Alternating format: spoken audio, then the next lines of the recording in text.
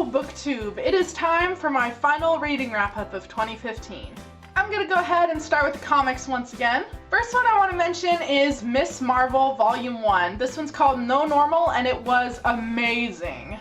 I had pretty high expectations going into this and still had my mind blown. I thought that the representation of family dynamics was amazing. I loved the awkward teen struggles, and I loved how much all of those struggles played into her superpowers. The sense of humor with both the dialogue and the artwork was also incredibly charming in this, and I can't wait to pick up Volume 2. Another Volume 1 was Rat Queens. I've already talked about this a little bit because I'm just that obsessed with it, but Rat Queens was awesome. This is definitely adult content. It's pretty violent. There's a lot of sex, drugs, and rock and roll kind of stuff going on, but that's why I loved it so much. The four ladies who make up the Rat Queens Guild are all unbelievably awesome and badass. If you like playing RPGs, whether that's like Dungeons and Dragons or video game RPGs, I think that this is a really good comic for you to read. And the last comic I read was Once Upon a Time Out of the Past, and I didn't really like it that much. I only gave this one a 2 out of 5 stars on Goodreads. Primarily, I really didn't like the artwork.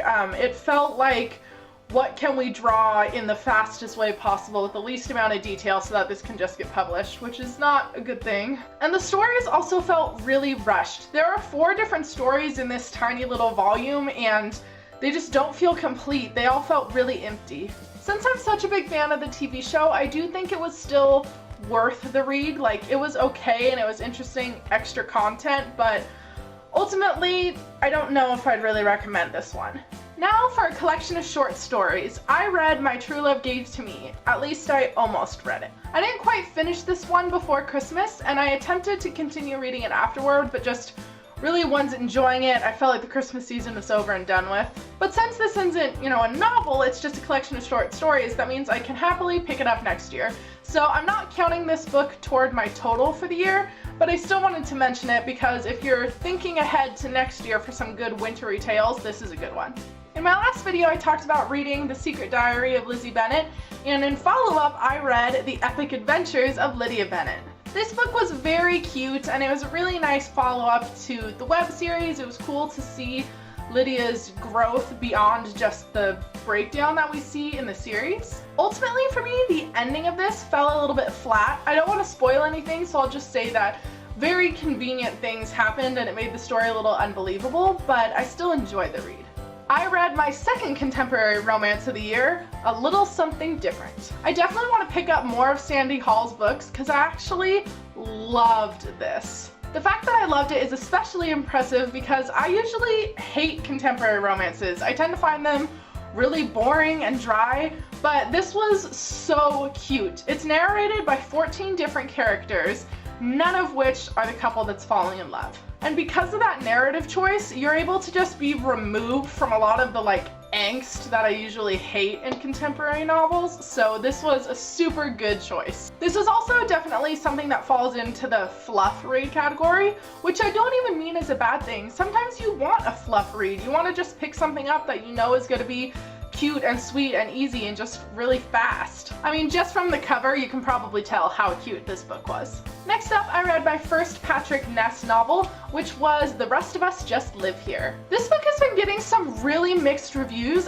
I loved it. The premise of this book is that there's a world where all these indie kids, so the kids that are typically the main characters in fantasy books, like your Edward Cullen's and your Clary from the Mortal Instruments and things like that. But rather than following those kids, these are just the group of teenagers who are forced to go to school with them and carry on with their lives in these crazy events. Not only is that premise hilarious, but I also thought the writing was so sincere and heartwarming. Our narrator suffers from OCD, which made for a really interesting narration. It was very jumbled and fast-paced and a little hard to follow at times, but that was done intentionally, so it didn't bother me. I also really appreciated this book because I found myself very frustrated with YA lately and just a lot of repeating storylines and the same character with a new face, so reading a book that directly makes fun of all that stuff was perfect for me. I also thought this book did a really good job dealing with stuff that teenagers sincerely deal with and challenges that real kids actually face without making it just seem really like sensationalist and almost cool the way some books do. So if you're in the mood for a book that's just different, you should go with this one. And the last book I'm going to talk about is probably my favorite book from all of 2015, Winter! This is the final book in the Lunar Chronicles, and oh my god, it was so good! It was so good!